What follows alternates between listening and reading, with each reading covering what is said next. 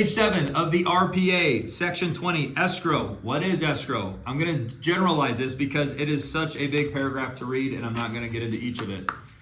Escrow is a neutral third party to the transaction. Escrow cannot do anything unless they are instructed by both parties. What does an instruction by both parties mean? A piece of paper with instructions on it signed off by both parties. If you look at the front of the purchase agreement, a lot of people forget this.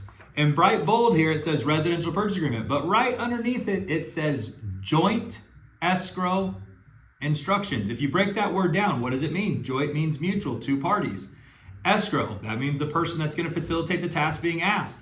Instructions, aka directions, okay? So that's what this is.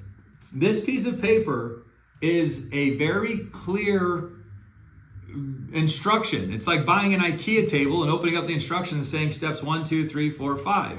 And then someone all of a sudden comes over and goes, hey, do this. You're like, no. I'm reading my instructions. That's how title looks at this purchase agreement. These are joint escrow instructions. So you cannot just ask title to do something and they'll do it for you. And then you're not supposed to work for anybody. You're supposed to be neutral. Exactly. I can't just do what you're asking me to do without the other party signing off on it. That is escrow, okay? Understand that. Brokers, let's go down to brokers. Section 22, brokers' compensation fees. Buyer herein requires seller agrees to condition of this agreement. Listing agreement, seller offered for ready, buyer residential agreement, the right pursue legal course. Buyer will or will not pay buyer's broker additional compensation in the amount determined between. That's a complicated one, and it's a lot of attorneys' verbiage, so I would encourage you to at least read it. Try to obtain your own understanding of what it reads.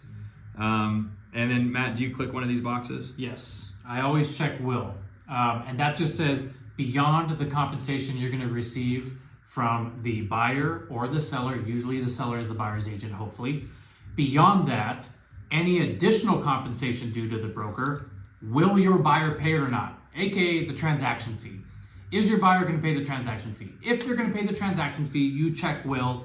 If you know without a shadow of doubt that you're going to pay it and they're not, then you would check will not. But I usually check will. Okay, so that is section 22 of page 7, broker's compensation. We're summarizing that paragraph, aka if you intend to have your buyer pay the broker transaction fee, you will click buyer will.